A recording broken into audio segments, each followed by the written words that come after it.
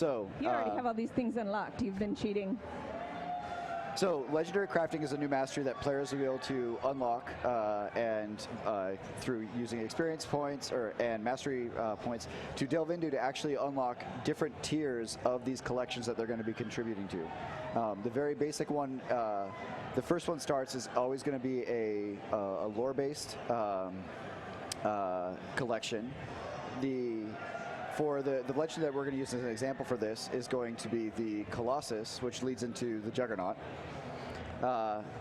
And so the first one is talking about going to all of these giants or statues of prominent figures that are big in Tyrian lore and in Guild Wars 2, and either pondering before them, kneeling before them. This is literally just a world tour of where to go and celebrate kind of the concept of what a juggernaut is in Guild Wars 2. Right, you're sticking with that theme. So what kind of things do we have?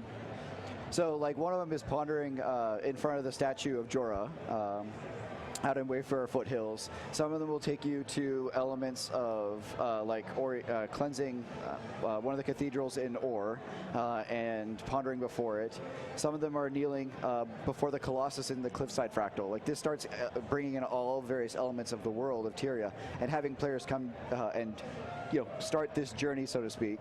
And finishing this collection gives you a reward that basically is the recipe for completing the first tier of the Colossus. So all new legendary or all precursors come in 3 tiers. The first one is very lore-based, very kind of grounded in it, and then you'll actually kind of build a not so splendid looking version of the precursor. Yeah. And then once you've done that, automatically will unlock the second collection, which, Colin, do you want to talk about that? Sure, yeah. So the second collection is for most precursor weapons is relatively similar. This one is mostly focused on collection of materials and collection of currencies around the game world.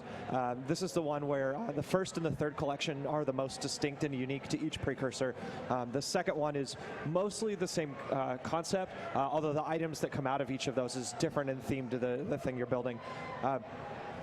Each of these different items are things that you work with a merchant generally in the world, you go talk to, and they will tell you what you need to do to acquire this item for them. So, for example, one might say, go collect 400 geodes and return to turn this in, and in return I will give you this item that you need for your collection. This one is, it's really important as part of adding these items, these ability to build your own precursor, that we maintain some of the value in the economy of all of the total value that a precursor currently has in the game today. And so this second phase is in particular aimed at making sure there's a time value and a gold value in each one of these precursors that helps kind of maintain the value of precursors across the game.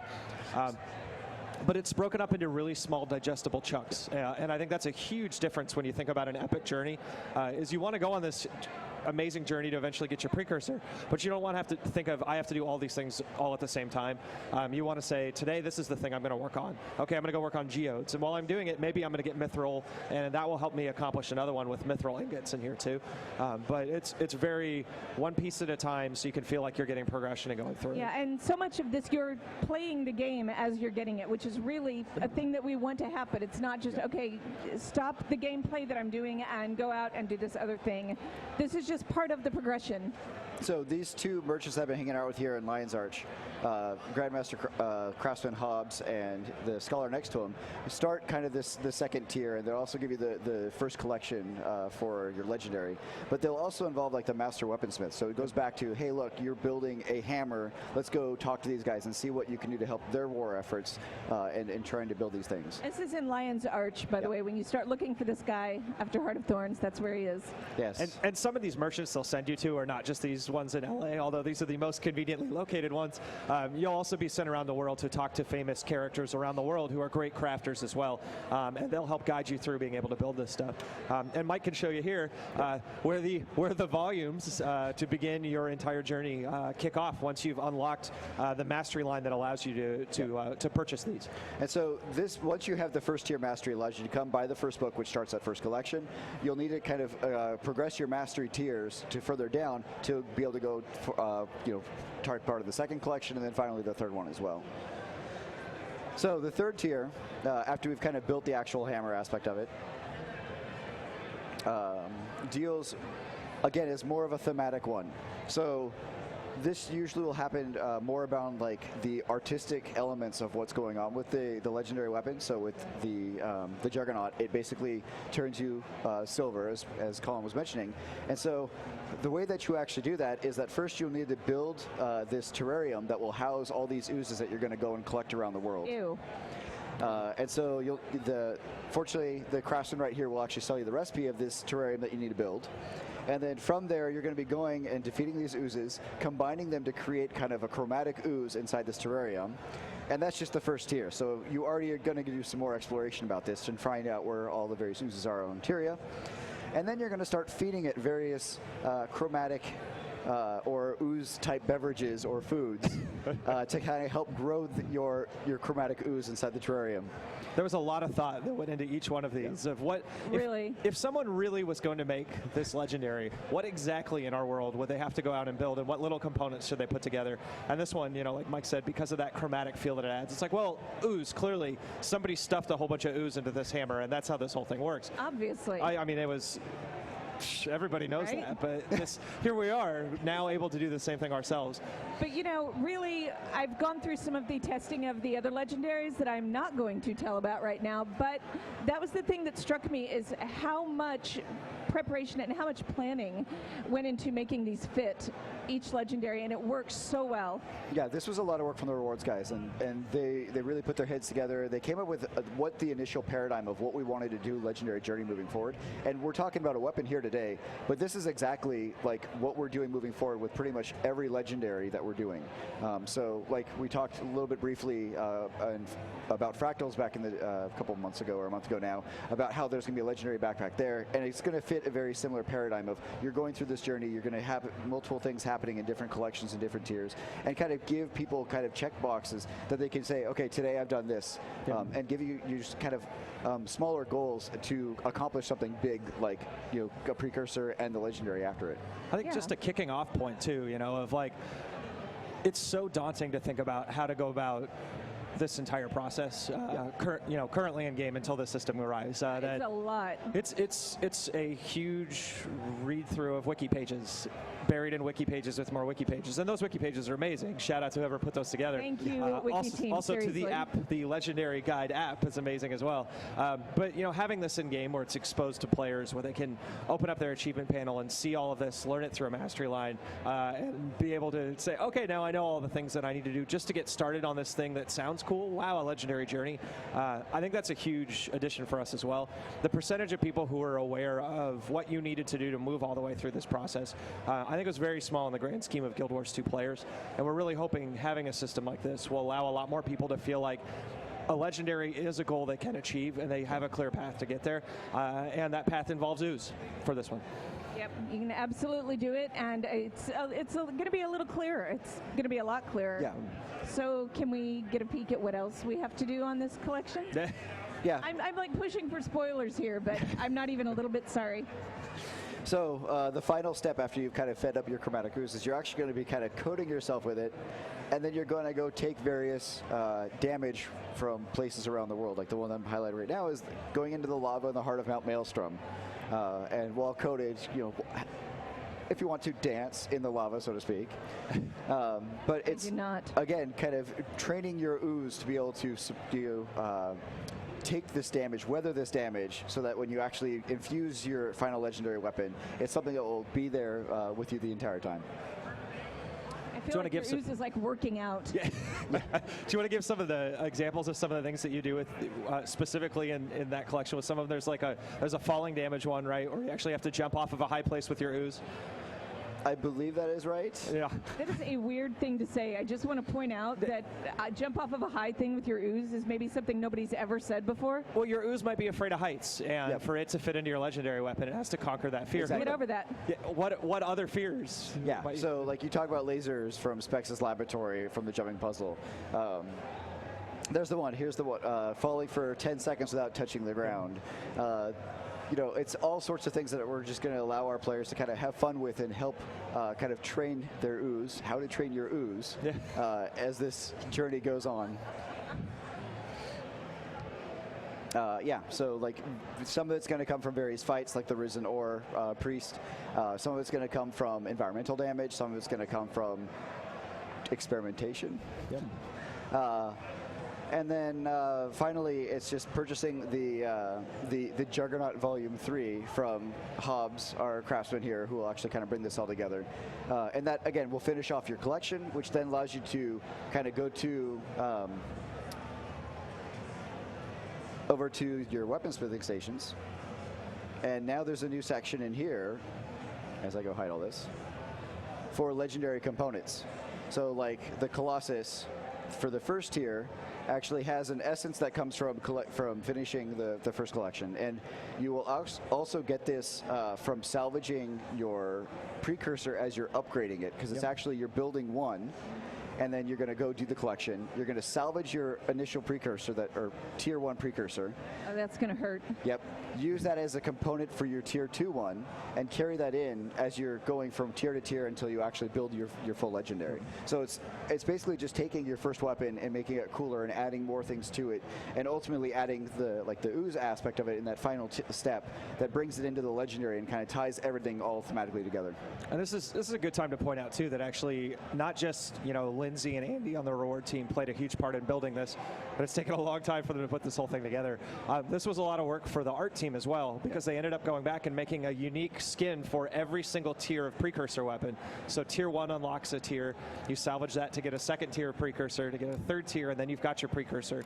And then there's new art for the precursors as well as part of all of this. So there's a ton of new artwork in all these different weapons that you can unlock for your wardrobe, and multiply that times every legendary and new legendaries So in the much jungle. work. Oh. Yes. So yeah, some of this is going to be actual going in and crafting using like Shards of Glory that you earn through PvP reward track and dailies. Because again, we still wanted to have the elements of going and doing, bringing more elements of Guild Wars 2 from like PvP, PvE, World versus World, and kind of bringing it all together. So you are proving that you have mastery over the entire aspect of the game. And again, it's not being able to excel at these things, but just go in there, participate, get some rewards, have kind of those tracks that you're kind of working towards. And just doing them. And those goals. And Mike, you could do this for every precursor in the game, correct? You're not limited to having to pick one specific precursor? Correct. Yep. Right. Basically, going back to our vendor will allow you to purchase whichever one you want to start with. If you want to, you could work on multiple of these at a time and go through any of them or as many of them as you want. Just try them all at once if you're feeling incredibly ambitious and you don't like sleep. So I do want to mention something that I think you and I talked about. It's been like a year, but we talked about Madri and how that helped us figure out how all of this works. Yeah, I'll first say I stuck my foot in my mouth on this one a couple years ago. That's awesome. Yeah, we published a blog saying these are the next big steps for Guild Wars 2, and just about everything in that blog, we ended up doing in that year. This was one of the things where at the time our plan was to add a system to the game that allowed you to acquire a precursor weapon, and to make that much easier to do. And as we designed and kind of started building out the system that we originally planned to have, we just didn't love it. It didn't feel legendary. It didn't feel cool. And this concept of collections was born out of a lot of those discussions of what can we do to truly have epic legendary journeys in a game that doesn't have quests. We don't, other than your personal story or living world, there isn't really a traditional quest system. So we don't have the big give you this step and then this step and then this step. And collections were born out of that, but we really needed to do some test runs to see, is this going to be successful? What is it going to feel like to break up a big epic journey into a bunch of mini steps in a collection? And Madri was definitely a big experiment for us to see what that's like. I think the skins and silver wastes also to build out your armor set. Oh man, yeah. That was another time for us to test and iterate on this. And everything we've learned from that and all the great feedback we've got from all of you guys about those collections allowed us to build this system out and really get this right and have something I think people are really going to enjoy. I don't think that's so much sticking your foot in your mouth as this is game development, and we had high standards for this, and we got there and thought, okay, we can do better. Yeah, I mean that's the tough part of saying anything about like, hey, here's the next thing. This is something that we're going to deliver, something that we're working on. Is you definitely run into this point of sometime in development, sometimes weeks before it's supposed to be done, you might realize this thing isn't working. We need to throw it out and do it all over again. And that's happened before. We've built entire systems that we've completely thrown out and said, this is not the right thing for the game. Let's do something different. Are you telling me everything does not go exactly as planned and we can't tell the future? That would be amazing. That is outrageous that it doesn't work like that. I think one of the things I'm most proud about this expansion and features like this is I think a lot of time of the first couple years of Guild Wars 2, a lot of it was experiments. It was a chance for us to we were trying to figure out what a live game in this world could be, what systems we really wanted to use to grow and expand the game. We did things like we put in the antitoxin spray as a new way to buy skills for spending, the old skill point system, and it just wasn't that cool. It didn't feel like a meaningful way to add skills and traits to the game. We added some new traits in the new system that lets you go out in the world and gather traits, and it just wasn't that cool. It didn't feel like a true meaningful system for how we allow those parts of the game to progress. And I would say what I love most about this expansion, and this feature in particular is indicative of this, is everything that we have here are systems that we believe fundamentally are exactly where we want to go with the game in the future, and we don't have to do anything else with any of these. We really have a clear path that in the future all we're going to do is add to these. We're going to add new legendaries using this system. We're going to add new skills and traits using the elite specialization system, progression for PvE in the form of masteries, PvP leagues as a form of competition for PvP. All of these systems really are, they work for the goals that we have, and it means that we don't have to spend any more time trying to figure out exactly what the live experience for Guild Wars 2 should be. We know exactly what all of it is, and now we just can build on it. And I think for our players who've been on this 3-year journey along with us, I think that's probably really heartening really exciting for them to hear as well. Because I think we've definitely heard that feedback of like, hey, figure it out, what are we going to do? And we recognize that, and we agree. But I think sometimes you have to fail to succeed, and you have to stand up and cheer when you fail and say, look at all these awesome things we learned. That's how we're going to do great in the future. Yeah, and that's how we keep making it better and better, and bringing really, really cool things to the game. And that's how amazing shows like Guild Chat are born as well. That was incredibly smooth. Thank you. Yes, we iterate and grow. And now, how many episodes in 2 days? I have lost track. I think we're on like 7. So it's a lot, but really it's all kind of a blur today. But so seriously, that was really good. Can I bring this all back? This is all stuff that players are going to be able to get into. In October 23rd, when Hearthors launches, everyone's going to have access to the system. This is all part of like things that players will be able to do within the game, and just one more kind of bonus reward or progression system that we now have that players can actually work towards these epic moments. And we know that one thing you guys are all really excited about finding more about are the new legendaries as well, and that is something that everyone has to look forward to sometime between now and the launch of the expansion. Sometime between now and launch, Lindsay and I are going to do a legendary weapon live stream. We have promised this for so long, and Lindsay and I have been working together on this since I think last March when she wrote that blog post. We have been trying to make this happen, and that's like you said, game development. Things happen, and we pull it back, and the teams behind the scenes have been working on this for so long. We are just about ready to show. So yeah, before Heart of Thorns launches in 27 days, Lindsay and I will be on Guild Chat together, and we were going to show off a new legendary weapon and some of the collection pieces. I think one really cool thing about the new legendaries too, and the new precursors, is all of them are account bound. Yep. And I'll say, if I could go back in time and change something about the reward system, one of the things I would love for us to do is if all of the legendaries have been account bound from the start, because I think to truly have an epic journey, it should feel like you did you did most of it yourself, right? This is mine. This is the thing that I created. And we felt like we're at a point we just can't go back and do that with the existing ones. There's too much baggage coming along with that. There's too many of them for sale in the trading post to try to fix that. But every new legendary in the game, and not just legendary weapons, but the backpacks that you talked about, There's Mike, more. legendary armor via raids, all of that legendary content is account bound. So you have to play the content. You get to play the content and go on these epic journeys. And if somebody is wearing any of that gear, if they have that legendary weapon, if they have that precursor, they actually went and did it. They personally accomplished that goal. And I think that means the new legendaries are going to have an additional tier of prestige probably over even the existing ones today. You're making it worth it. Yeah, which means you have to go get them all now. I do. Yeah. All right, thank you guys so much for showing this off. Thank you guys for spending some time with us, and we will see you on the next Guild Chat.